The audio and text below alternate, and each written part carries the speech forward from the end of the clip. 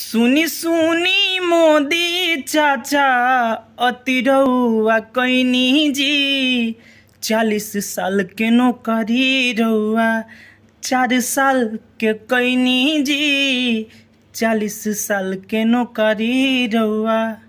खा गईनी रेलवे रउआ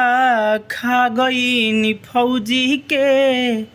खा गईनी रेलवे रउआ खा गईनी फौजी के काम करेनी खाली अपना मन मौजी के काम करेनी खाली खा गईनी BSNL रउआ खैनी और इंडिया के खा गईनी BSNL रउआ खैनी और इंडिया के डलब आचार का ज्योतिरादित्य सिंधिया के डालब आचार का रउआ